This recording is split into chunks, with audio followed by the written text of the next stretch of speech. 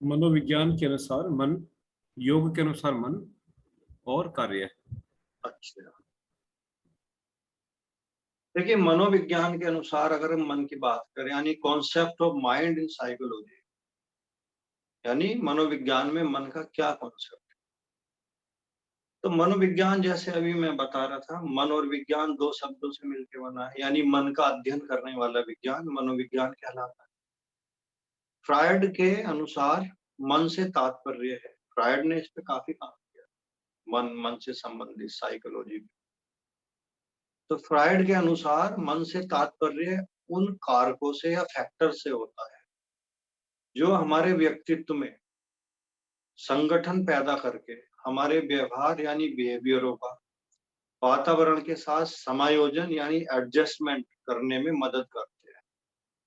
क्या है? फ्रायड के अनुसार मन से तात्पर्य है उन कारकों से जो या जिसे हम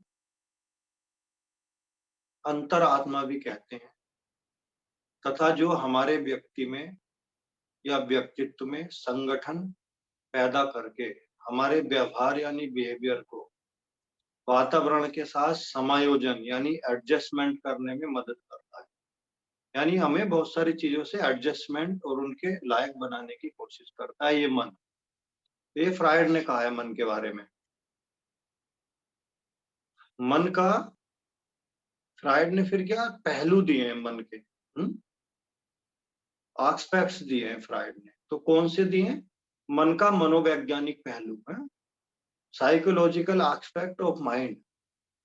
तो 19वीं सदी में डॉक्टर सिगमंड फ्रायड ने एक नई विचारधारा या थ्योरी को जन्म दिया। इसके अनुसार व्यक्ति में दो प्रकार की मूल प्रवृत्तियां यानी मूल इच्छाएं होती हैं। जीवन की मूल प्रवृत्ति यानी लाइफ इंसिस्ट, और मृत्यु की मूल प्रवृत्ति यानी डेथ इंसिस्ट।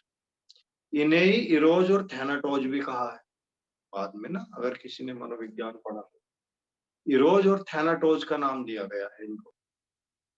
इसके कारण ही व्यक्ति अपनी हर क्रिया करता है, इनसे प्रेरणा पाता है। इन दोनों मूल स्वभाव के कारण, मृत्यु की और जीने की प्रवृत्ति के कारण व्यक्ति अपनी सारी क्रियाएं करता है। तो फ्रायड के अनुसार इस क्रिया में क्या चीज मुख्य होती है? हमारा अंतरात्मा, यानी अंतरात्मा को सेल्फ भी कहा है। तो फ्रायड के अनुसार मन से तात्पर्य व्यक्ति की अंतरात्मा या सेल्फ से है। तो फ्रायड ने मन की अवस्थाएं बताई फिर दो, ये एस्पेक्ट क्लियर कर। तो फ्रायड ने मन की दो अवस्थाएं की चर्चा की। इन अवस्थाओं से तात्पर्य क्या है? मन की अवस्था कहलाई। पहली अवस्था क्या है? मन का गत्यात्मक पहलू,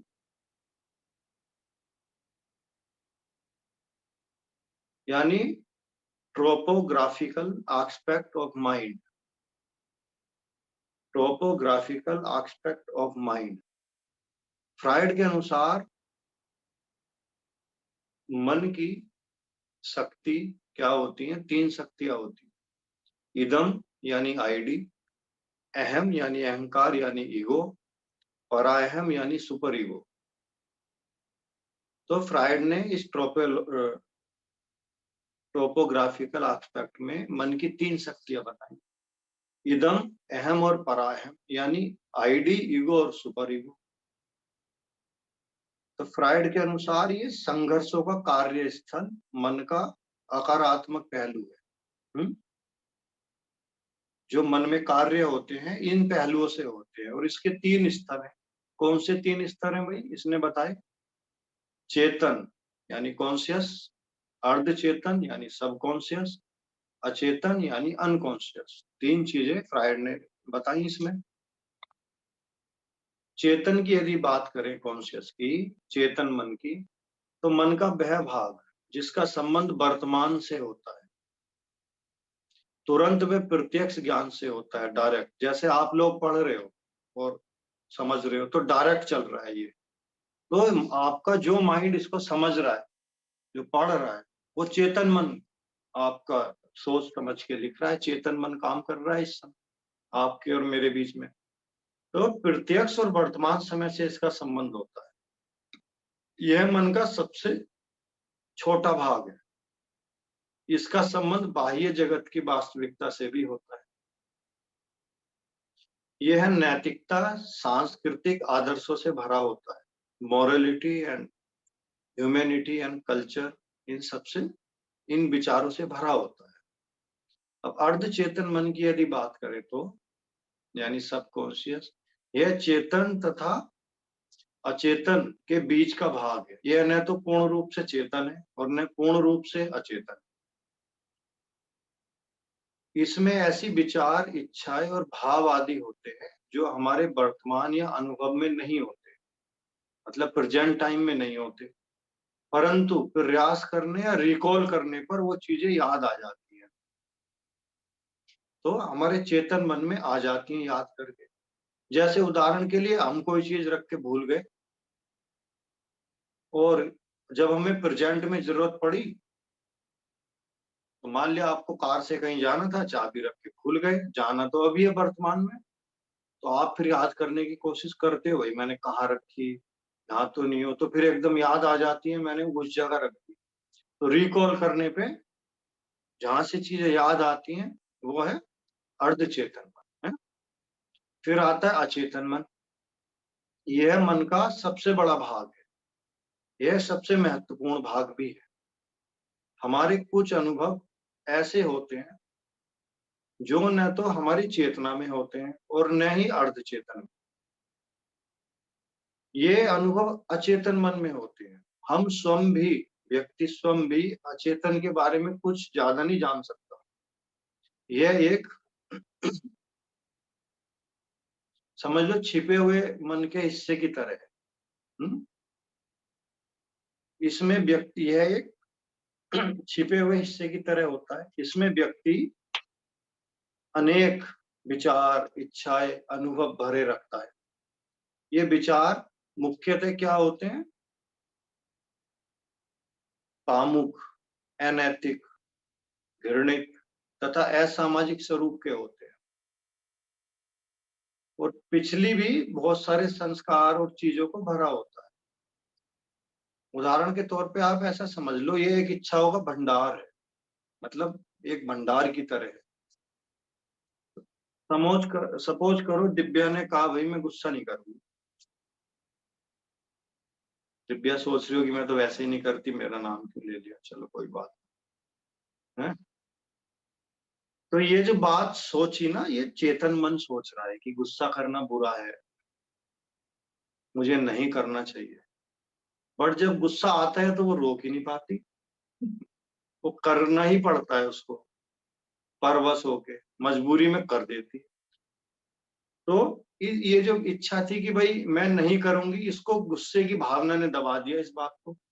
तो वो जो गुस्सा आया वो कहाँ से आया? वो आया इससे, अचेतन से। ये सबसे बड़ा भाग है, बहुत पावरफुल है। तो दमित इच्छाओं का भी इसमें होता है, इच्छाएं होती हैं। तो एक तरह से भंडार है। अब फ्रायड ने दूसरा, पहला तो था, क्या था, कौन सा पहलू था? आकारात्मक पहलू था। मनोवैज्ञानिक, नहीं, ये क्या था? ट्रोपोग्राफिकल एस्पेक्ट, टोपोग्राफिकल, आकारात्मक पहलू।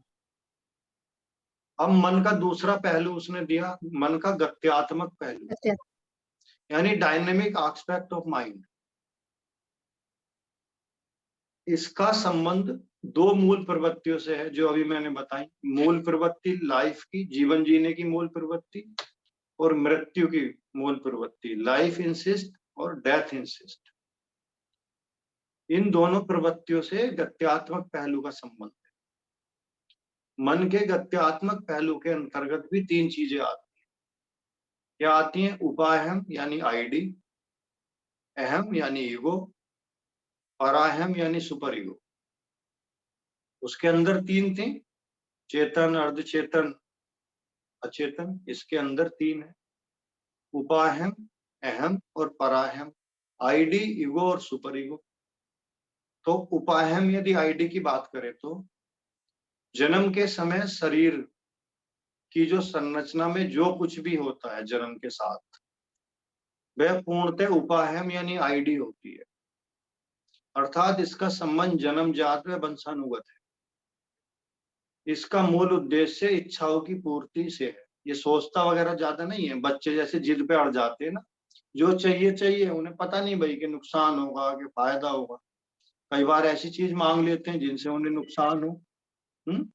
तो ये जन्म के साथ साथ होता है। ये उपाअहम आईडी। फिर आता है अहम यानी ईगो। तो ये जन्म के समय बच्चे में मौजूद नहीं होता, बल्कि बाद में धीरे धीरे डेवलप होता है। उसके अंदर उत्पन्न जब ज्ञान बढ़ता है थोड़ा थोड़ा समय और समाज के साथ साथ, जब उसे स्वयं का ज्ञान होता है, तब उसमें इसकी वृद्धि होती है, अहम की या ईगो की। तो अपने अंदर उत्पन्न स्वयं का ज्ञान ही फ्राइड के अनुसार अहम है। अहंकार की उत्पत्ति उपाअहम की इच्छाओं की पूर्ति के लिए होती है, और अहम की उत्पत्ति उपाअहम की इच्छाओं की पूर्ति के जब उनको पूरा करते हैं, उसमें जो बाधाएं उत्पन्न होती है और उनकी उत्पन्न होने के कारण हमारा काम जो पूरा नहीं हो पाता, तो निराशा उत्पन्न होती है। इसके कारण ये अहम की उत्पत्ति होती है। उपाअहम की इच्छाओं को पूरा करने में जो बाधा और निराशा उत्पन्न होती है, उसके कारण क्या है, अहम ये उत्पन्न होता है, ईगो। बात करें अब पराअहम यानी सुपर ईगो की। इसको नैतिक मन भी कहते हैं। यह व्यक्ति का नैतिक यानी मोरल भाग है। यह सामाजिकता व नैतिकता यानी मोरलिटी का कार्य करता है। यह अहम के उन सभी कार्यों पर रोक लगाता है जो गैर सामाजिक और गैर नैतिक होते हैं, यानी सामाजिक और नैतिक नहीं होते, उन पे ये रोक लगाने का काम करता है आदमी। अब भाई कहा दिव्या ने, वो मेरी बुराई कर रही थी, मैं चलो उससे बदला लूंगी। उसको जो रोक रहा है बदला लेने से, पराअहम सुपर ईगो रोक रही है कि ठीक नहीं है भाई, ये नहीं करनी चाहिए। तो ये जो दो एस्पेक्ट थे, ये मनोविज्ञान के अनुसार मन के संबंध में थे। अब मनोज जी बता रहे हैं अगला टॉपिक, योग में मन। तो योग में मन तो तुम्हें पता ही है, थोड़ा तुम भी मुझे बता दो, मैं तो बता ही दूंगा। थोड़ा तुमसे भी तो मुझे पता चल जाए योग में मन क्या है।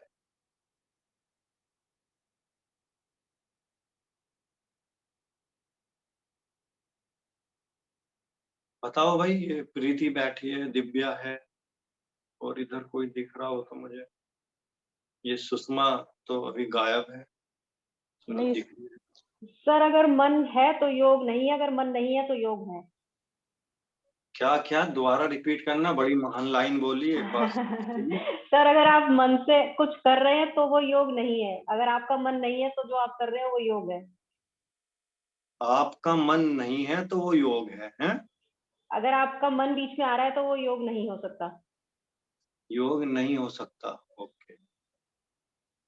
और वही साधना करनी है, मुझे मोक्ष प्राप्त करना है, ये इच्छा अगर हो तो भी तो मन आ रहा है, तभी भी योग नहीं है। सर, शुरू पे इच्छा आ रही है, लेकिन अगर आप उसको ये सोच के करेंगे कि मुझे इससे ये प्राप्त होगा, तो वो साधना नहीं होगी।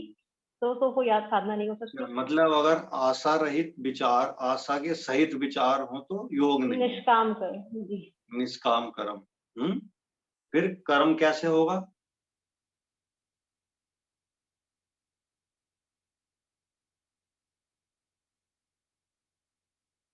सर, फल की इच्छा के बिना जो काम किया जाएगा। तो वो कर्म नहीं कहलाएगा ना, वो तो समर्पण हो गया। समर्पण में कर्म कहाँ बसता है? कर्ता ही नहीं बसता। कर्म कब होता है? जब कर्ता बचता है तभी तो कर्म होगा। जब कर्ता ही नहीं बचा तो कर्म भी नहीं बचा, क्रिया रह गई। हम्म? अगर मैं एक तालाब में भाई मैं एक पत्थर फेंक दूं तो क्या होगा, और एक तालाब में हीरा फेंक दूं तब क्या होगा? लहरें तो दोनों में उत्पन्न होंगी ही ना। चाहे हीरा फेंको चाहे कंकड़ फेंक दो, तालाब तो तरंगित हो जाएगा ना, कंपित, वाइब्रेट। तो चाहे अच्छी इच्छा उठाओ चाहे बुरी उठाओ, मन तो दोनों से तरंगित होगा ना। तो क्या है ये? State of no mind. चित्त की अतरंगायित दशा योग है, जिसमें ना कोई वाइब्रेशन ना हो, ना शुभ ना अशुभ। उसी को तो चित्त वृत्ति निरोध कहते हैं, वृत्तियों का निरोध। उन्होंने ये थोड़ी कहा है कि अच्छी को रोक लो, कि बुरी को साफ कर दो। वृत्ति निरोध मतलब चित्त में जो भी है शून्यता, वो स्थिति योग है। तो योग को सर्वोत्तम मनस शास्त्र भी कहा गया है। पतंजलि ने योगस्य चित्त वृत्ति निरोध है, अर्थात चित्त की वृत्तियों के निरोध को योग कहा है। तो इस सूत्र में क्या शब्द प्रयोग किया गया है? चित्त। तो चित्त शब्द का व्यवहार योग में मन के लिए किया गया। चित्त शब्द का उपयोग योग में मन के लिए किया गया है। योग का आधार सांख्य दर्शन है। सांख्य में मन को अंतःकरण कहा गया है। अंतःकरण क्या है? 5 कर्मेंद्रिय, 5 ज्ञानेंद्रिय इसी के अंतर्गत आती हैं। इसके 4 अंग हैं, मनस, बुद्धि, अहंकार तथा चित्त। इनसे मिलके अंतःकरण का निर्माण होता है। तो ये मनस क्या है? यह अंतःकरण का वह भाग है जो बाह्य वातावरण से उत्तेजना तथा सूक्ष्म सजगता के बीच संबंध जोड़ता है। यानी बाह्य वातावरण के प्रति हमें उन चीजों से संबंध हमारा जोड़ता है। इंद्रियां ज्ञान को ग्रहण करके अंतःकरण तक पहुंचाती है। ये मनस का हिस्सा है। अंतःकरण के 4 भाग हो गए ना, मनस, बुद्धि, अहंकार और चित्त। तो ये मनस का मैं बात बता रहा हूं। उसके बाद क्या है? मनस के बाद है बुद्धि। तो बुद्धि क्या काम करती है? मनस द्वारा प्राप्त सूचनाओं को ग्रहण करके उसका विश्लेषण करती है, एनालाइज करती है। ठीक क्या है, गलत क्या है, कैसे है, एनालाइज करने का कार्य बुद्धि करती है। व्यक्ति अपने जीवन में जो भी कुछ प्राप्त करता है वो बुद्धि के कारण प्राप्त करता है। अब आ जाता है अहंकार, चित्त का और एक अंतःकरण का भाग। तो अहंकार व्यक्ति के अंदर स्वाभिमान, आत्मसम्मान के प्रति सजगता पैदा करता है, उसको अवेयर करता है। योग में अहंकार को त्रिगुणात्मक कहा है। सतोगुणी अहंकार, रजोगुणी अहंकार, तमोगुणी अहंकार। तो अहंकार बुद्धि को अपनी प्रकृति के अनुसार ही मार्गदर्शन देता है। मान लिया किसी की बुद्धि रजोगुणी है तो उस हिसाब से मार्गदर्शन देगा। किसी का अहंकार सतोगुणी है तो उसकी बुद्धि को वो वैसा ही निर्देश देगा। किसी का अहंकार तमोगुणी है तो उसे वैसे ही गाइडलाइन देगा। वो अहंकार के कारण उसको गाइडलाइन मिलती है। यानी अहंकार अपनी सतोगुणी, रजोगुणी, तमोगुणी वृत्ति के अनुसार ही बुद्धि को गाइडलाइन देता है या मार्गदर्शन देता है।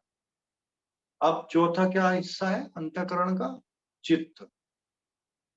तो चिति धातु से चित्त का निर्माण हुआ है, जिसका अर्थ है चेतना या ज्ञान। चित्त भी त्रिगुणात्मक है, यानी इसमें भी 3 गुण पाए जाते हैं भाई, सतोगुण, रजोगुण, तमोगुण। क्योंकि ये सब प्रकृति से उत्पन्न है, प्रकृति त्रिगुणात्मक है। तो प्रकृति जब त्रिगुणात्मक है तो ये उससे बने कंपोनेंट भी त्रिगुणात्मक होंगे। तो चित्त को अंतःकरण का अंग माना गया है। चित्त भी ज्ञान का माध्यम है। इसमें चेतना के 3 तल, चेतन, अवचेतन तथा अचेतन की अभिव्यक्ति होती है। किसमें? चित्त में। चित्त की क्रियाओं का संचालन भी प्रमस्तिष्क यानी सेरिब्रम से होता है। योग में चित्त के भाई भेद भी बताए गए हैं 3। कौन से भेद है? योग सूत्र तुम पढ़ चुके।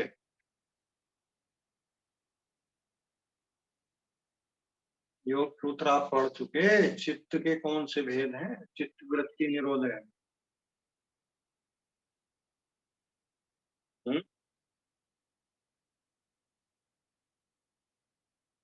कौन से भेद है?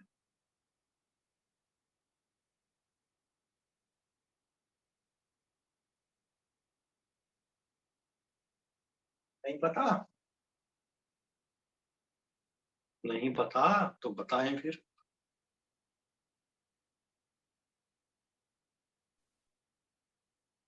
प्रख्यान, प्रवृत्ति, स्थिति, शील, शीलत्ववाद, त्रिगुणम सूत्र है योग सूत्र में।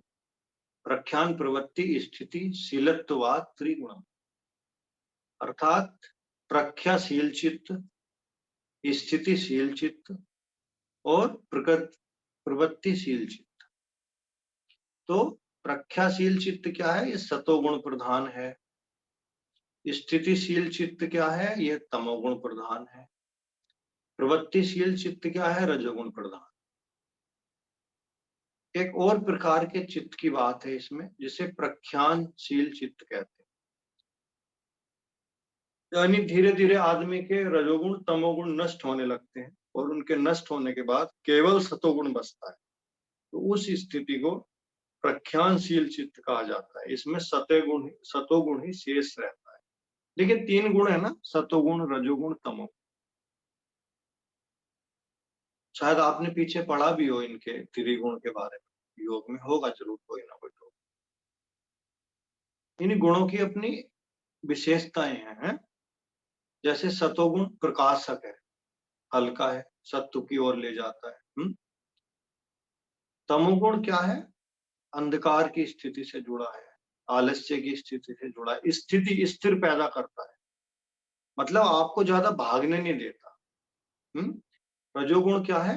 आपको रन करता है, भागने में, चंचलता में मदद करता है। तो यही ये सूत्र भी कह रहा है, प्रख्याशील यानी प्रकाश की तरफ ले जाए, सत्वगुण प्रधान। स्थितिशील यानी जो स्थिर करे, स्थिर कौन सा करता है? तमोगुण। प्रवृत्ति यानी गति, जो गति दे वो रजोगुण। तो ये 3 प्रकार के चित्त की बात की गई है योग में। और चित्त के क्या गुण विशेष हैं? एक चित्त त्रिगुणात्मक है, यह जड़ है, चंचल एवं परिवर्तनशील है। चित्त की 4 अवस्थाओं की बात भी की गई है शास्त्रों में। जागृत, स्वप्न, सुसुप्ति और तुर्यावस्था। ये आपने उपनिषद में भी पढ़े होंगे। ओंकार के साथ 4 अवस्थाएं होंगी। तो ये चित्त की अवस्थाएं हैं, जागृत अवस्था, स्वप्न अवस्था, सुसुप्ति अवस्था, तुर्यावस्था। तो 4 ये पूरा वर्णन योग के अनुसार चित्त का किया गया। अब अगला विषय बता रहे हैं मनोज जी, मन के कार्य। तो भाई मन के कार्य तुम बता दो क्या क्या है। तुम्हें तो बहुत सारे पता, लड़ाई झगड़ा, चोरी करना, चुगली करना, बुराई करना, अपने अनुसार बता दो जो रोज प्रयोग में लाते हो। ये न सोच रही होंगी ना तुम चुगली करते ना बुराई करते, क्या प्रयोग में बताए।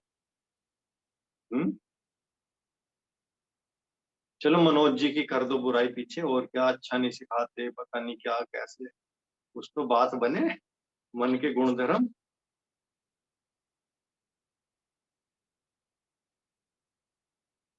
थोड़ा सा मस्तिष्क का अभी बुद्धि बढ़ाई ना, बुद्धि का प्रयोग करो। भाई मन क्या क्या कर सकता है, कुछ तुम्हें भी पता हो, बाकी तो मुख्य मुख्य मैं बता ही दूंगा। मन के कार्य क्या हो सकते हैं? हमेशा आपको स्मृतियों में लगाए रखता है, हमेशा आपको स्मृतियों में लगाए रखता है। इच्छा, अभिलाषा, कल्पना करना मन का कार्य है।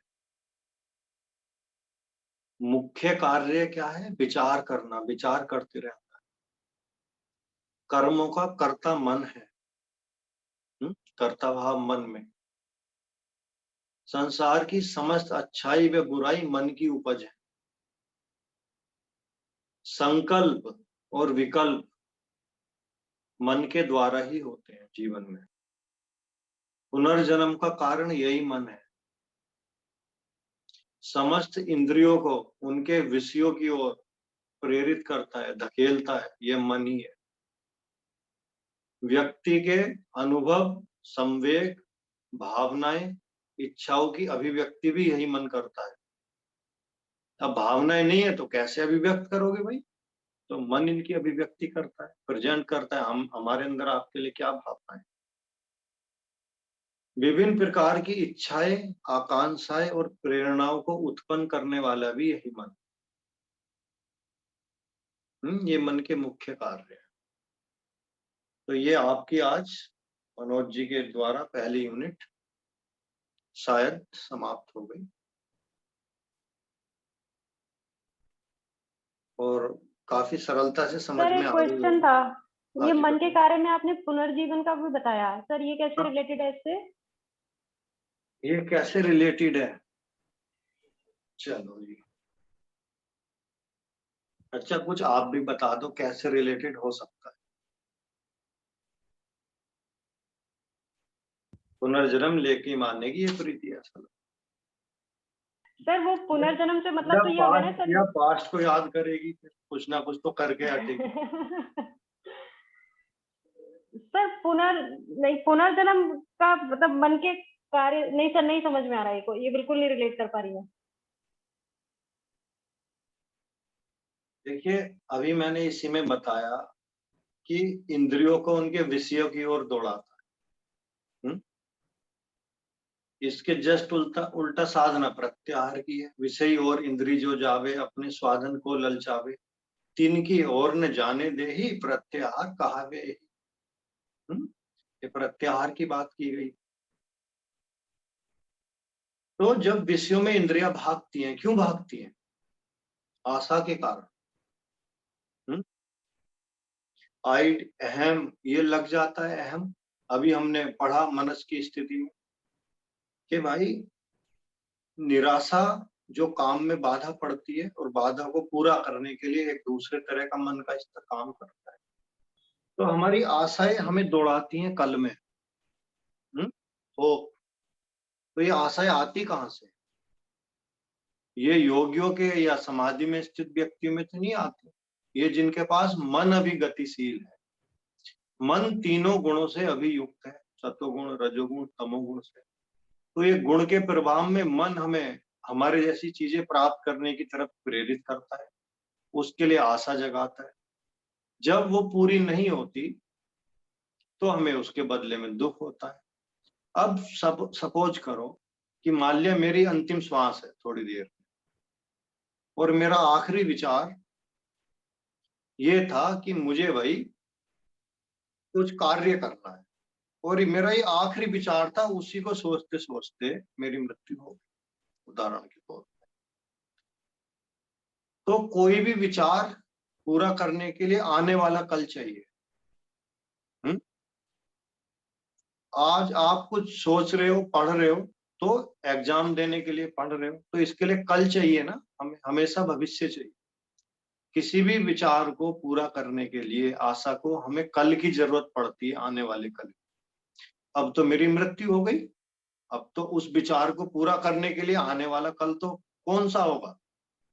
आने वाला कल तो मेरे पास बचा नहीं है, क्योंकि मेरा शरीर छूट गया। तो आने वाले कल का नाम क्या है उस विचार को पूरा करने के लिए? Next life.